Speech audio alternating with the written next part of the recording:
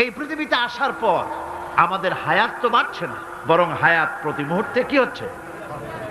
লোকেরা বলে হায়াত বাড়ে, হায়াত তো বাড়ে না, হায়াত কি হয়?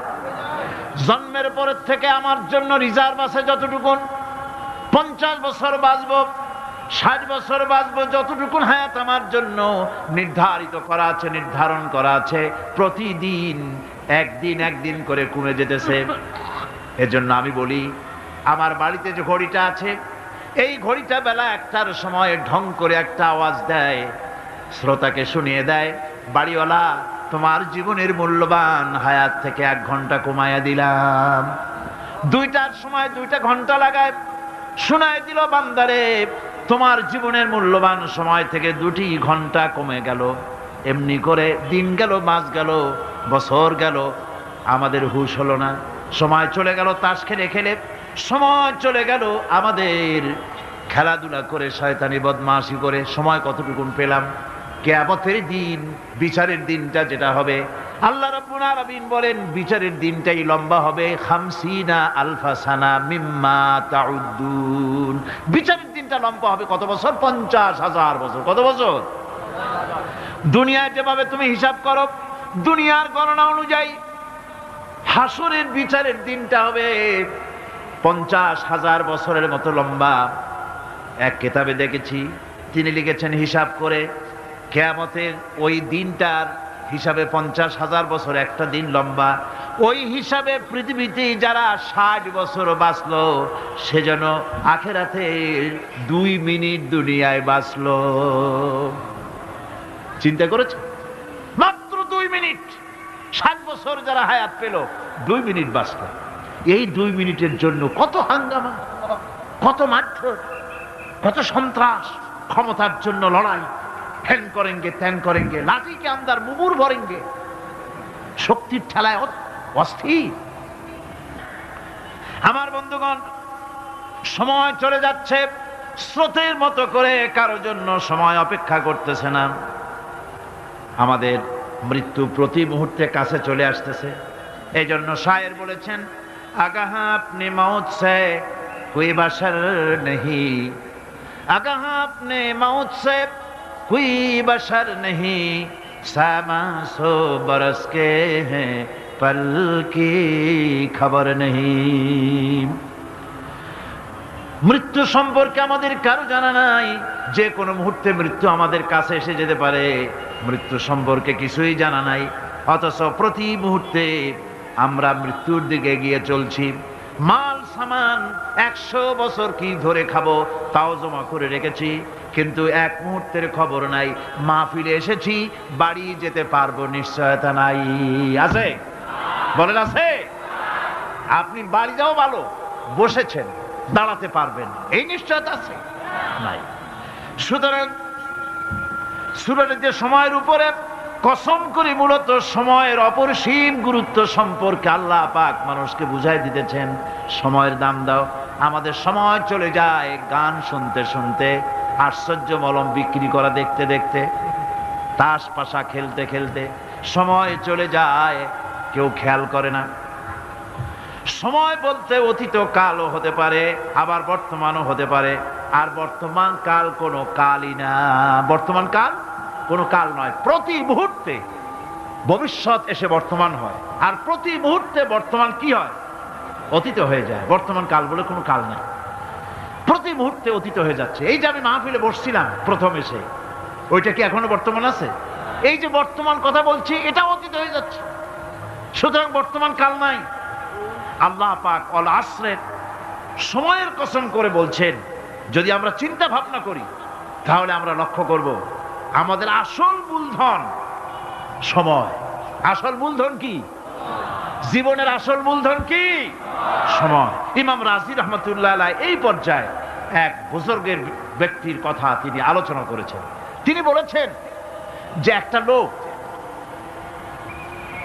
তিনি সূরা আল আসর এর ব্যাখ্যা তিনি বুঝতেছিলেন না। ব্যাখ্যাটা কি? এই মাথার মধ্যে ঘুরপাক খাচ্ছিল এর ব্যাখ্যা কি?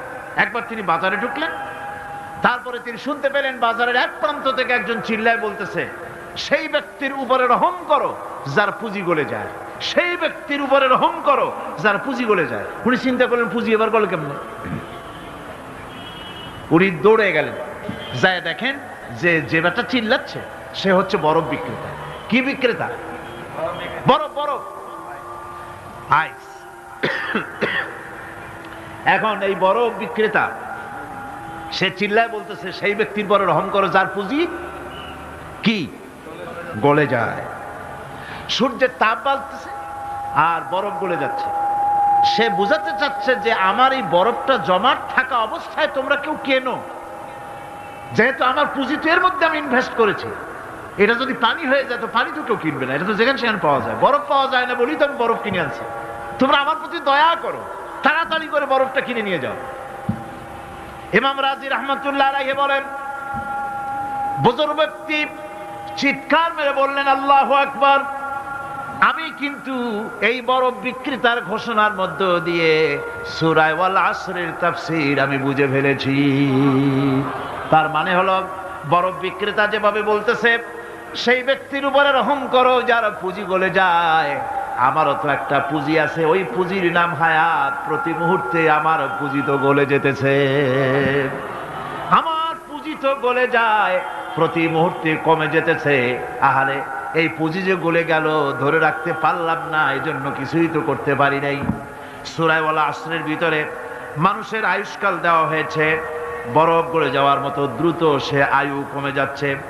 একে যদি নষ্ট করে ফেলা হয়, ভুল কাজে ব্যয় করা হয়, সেটাই হচ্ছে মানুষের মূল ক্ষতি। মানুষের মূল ক্ষতি।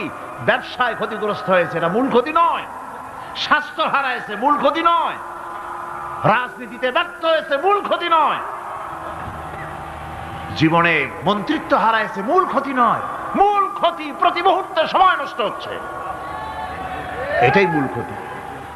ভাইরা, কিয়ামতের দিন জান্নাতীদের কোনো দুঃখ থাকবে না, সকলের দুঃখ থাকবে। জান্নাতীদের কোনো দুঃখ থাকবে নাকি? থাকবে, থাকবে। জান্নাতীদের মনের মধ্যে একটা দুঃখই থাকবে। ভালো করে শুনুন, জান্নাতীদের মনের মধ্যে একটা দুঃখই হবে। তারা মনে মনে চিন্তা করবেন, আফসোস করবেন, আহারে যদি দুনিয়ায় বসে অমুক সময় বাসে বসেছিলাম আজে বাজে চিন্তা করেছি, বাড়ির ড্রয়িং রুমে একা একা বসে বসে আজে বাজে চিন্তা করেছি, অমুক অমুক সময় খেলাধুলায় কাটাইছি, এই সময়গুলিতে যদি সুবহানাল্লাহ, আলহামদুলিল্লাহ, লা ইলাহা ইল্লাল্লাহ, আল্লাহু আকবার এই তাসবিহ যদি পড়তাম, জিকির আজগার করতাম, জান্নাতের ভিতরে আরো নিয়ামত লাভ করতে পারতাম। সময়টা তো কাজে লাগাইলাম না। মানুষের শর্ত, মুমিনের সব কাজে সওয়াব। ওয়াকুলু লিন্নাসি হুসনা, মানুষের সঙ্গে ভালো ভালো কথা কও, মানুষের সঙ্গে হাসি মুখে কথা কও। একজনের সাথে হাসি মুখে কথা বললেন আপনার একটা সদকা দেওয়ার মতো সমান সব আমলনামায় লেখা হয়ে গেল। ভালো ভালো কাম করো। বন্ধুগণ, সময় দ্রুত গতিতে চলে যাচ্ছে, মানুষের জীবন ক্ষতিগ্রস্ত হচ্ছে। ক্ষতি থেকে বাঁচতে পারবে 4টা গুণ যার মধ্যে আছে, বাকি সব ক্ষতিগ্রস্ত হয়ে যাবে। আমার ভাইয়েরা, এই কথাগুলি বলে আল্লাহ পাক যেন এরকম একটা দৃষ্টান্ত দিলেন। আপনি যদি পরীক্ষার হলে গিয়া দেখেন ছাত্ররা পরীক্ষা দিতেছে, পরীক্ষার জন্য নির্ধারিত সময় কতটুকুন? 3 ঘন্টা। 3 ঘন্টা, 3 ঘন্টা। আপনি গিয়ে দেখলেন কোন একজন পরীক্ষার্থী পরীক্ষা দিতে গিয়ে আর একদিকে তাকায় আছে, আকাশের তারা গুনতেছে, অথবা সে গল্প করতেছে, অথবা পরীক্ষা বাদ দিয়ে আজে বাজে কিছু লিখতেছে। আপনি যেমন তাকে, ওই ছেলেটাকে আনবো না, গাফেল ছেলেটাকে ঘড়ির দিকে তাকায় বলেন, এই ছেলে ওই ঘড়ির দিকে তাকাও, দেখো তোমার সময় কিন্তু চলে যেতেছে মাত্র 1 ঘন্টা, আর তুমি সময় নষ্ট করতেছো। আল্লাহ যেন স্নেহ পরবশে তামাম পৃথিবীর গোলামদেরকে, বান্দাদেরকে আঙ্গুল নির্দেশনা দিয়ে বলছেন, বান্দারা প্রতি মুহূর্তে তোর জীবনের মূল্যবান সময় চলে যেতেছে, প্রতি মুহূর্তে সময় যাচ্ছে। আল ইনসান, ইনসান বলতে শুধু মুসলমান না, ইনসান বলতে কি মুসলমান শুধু না, আল ইনসান মানব মণ্ডলী, বিশ্বের সমস্ত মানুষকে আল্লাহ বলছেন, হিন্দু, খ্রিস্টান, বৌদ্ধ, নাসারা, ইহুদি, মজুসি, মুসলমান, বিশ্বের সব মানুষকে আল্লাহ বলছেন। যেহেতু আল্লাহ স্রষ্টা, মানুষের ব্যাপারে সার্বিক কল্যাণময় কথা কে বলতে পারেন? কে বলতে পারেন? সে আল্লাহ রাব্বুল আলামিন বলছেন, সময় চলে যাচ্ছে ও পৃথিবীর মানুষেরা, এই মানুষ বলতে আল্লাহ রাব্বুল আলামিন কোন ব্যক্তি, কোন গোষ্ঠী, কোন জাতিকে বলেন নাই, বলেছেন সমগ্র মানবতাকে। এর অর্থ হচ্ছে সূরাটিতে উল্লেখ্য 4টি গুণ যদি আমল করতে পারে লোকেরা, যেই ব্যক্তি করবে, যেই সমাজ করবে, যেই রাষ্ট্র করবে, যেই গোষ্ঠী করবে, যেই জাতি করবে, তারাই ক্ষতি থেকে বেঁচে যাবে। আর যারা করবে না তারা ক্ষতিগ্রস্ত হবে। কি হবে বলুন? এখন আল্লাহ পাকের কথা শুনুন। আল্লাহ পাক বলছেন, ওয়াল আসরি ইন্নাল ইনসানা লাফি খুসর। খুসর, খুসরিন, এই যে খুসর, খাসারা, এই শব্দটা হচ্ছে আবিধানিক অর্থে ক্ষতি হচ্ছে লাভের বিপরীত। লাভের বিপরীত কি? ক্ষতি। নাফা, এই নাফার বিপরীত কি? নোকসান। খাসারাটা কি? নোকসান বলা হয় পুঁজি 50,000 খাটাইছিলাম, লাভ করতে পারি নাই, পুঁজি ঠিক আছে, এটাকে বলা হয় নোকসান। এটাকে কি বলা হয়? নোকসান। কিন্তু আমি পুঁজি খাটিয়েছিলাম 50,000 টাকা, লাভ তো হয়ই নাই, পুঁজিও চলে গেছে, আমও গেছে, সালাও গেছে, আমও নাই, সালাও নাই। এইটারে আরবিতে কি বলা হয়? খাসার, দেউলিয়া। দেউলিয়া হয়ে গেছে। দেউলিয়াটা বোঝেন ভালো আপনারা, দেউলিয়া হয়ে গেছে।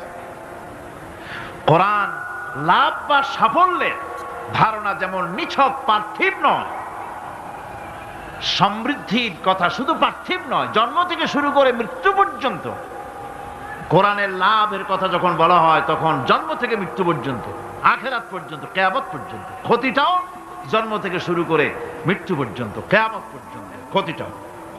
এই ক্ষতি থেকে বাঁচবার জন্য কোরআনে কারিমে বিভিন্ন জায়গায় এই খাসারা শব্দ ব্যবহার করা হয়েছে। আল্লাহ রাব্বুল আলামিন বলছেন, ওয়ামান খাফফাত মাওয়াজিনুহু ফাউলাইকাল্লাযীনা খাসিরু আনফুসাহুম বিমা কানু বিআয়াতিনা ইয়াযলিমুন।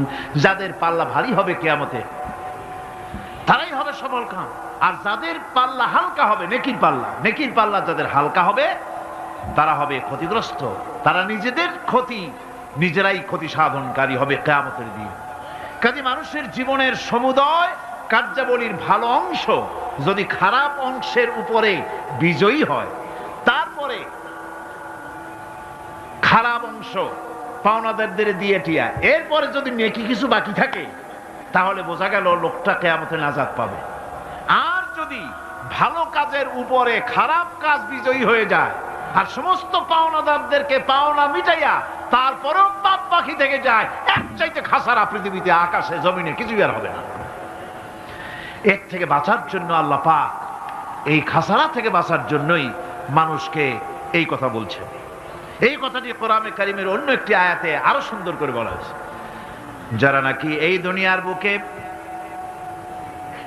যারা নিজেদের পুঁজি খাটাইছে, জীবনের পুঁজি সুদ কামাইতে খাটালো, জীবনের পুঁজি খাটালো হারাম কামাইয়ের ভিতরে, অন্যায় কাজের ভিতরে, যারা জীবনের পুঁজিকে আল্লাহর দ্বীনের কাজে লাগাতে পারে নাই, তাদের সম্পর্কে বলা হচ্ছে খাসিরাদ দুনিয়া ওয়াল আখিরাতা যালিকা হুয়াল খুসরানুল মুবিন। খাসিরাদ দুনিয়া ওয়াল আখিরা, দুনিয়াও ক্ষতিগ্রস্ত, আখিরাতেও ক্ষতিগ্রস্ত। এটা হচ্ছে তার জন্য সুস্পষ্ট ক্ষতি, এর থেকে বড় ক্ষতি আর কিছুই হতে পারে না। আল্লাহ পাক কোরআনে কারীমে অন্যত্র বলেছেন, وَنُنَزِّلُ مِنَ الْقُرْآنِ مَا هُوَ شِفَاءٌ وَرَحْمَةٌ لِّلْمُؤْمِنِينَ وَلَا يَزِيدُ الظَّالِمِينَ إِلَّا خَسَارًا। আমি এই কোরআন অবতরণের পরিক্রমায় এমন সব বিষয় অবতীর্ণ করেছি যা মুমিনদের জন্য নিরাময় এবং তাদের জন্য রহমত, আর জালিমদের জন্য ক্ষতি ছাড়া আর কিছুই বৃদ্ধি পায় না। জালিমদের জন্য ক্ষতি বৃদ্ধি পায়। আর যারা মুমিন তাদের জন্য এর মধ্যে নিরাময় আছে, এর মধ্যে রহমত আছে।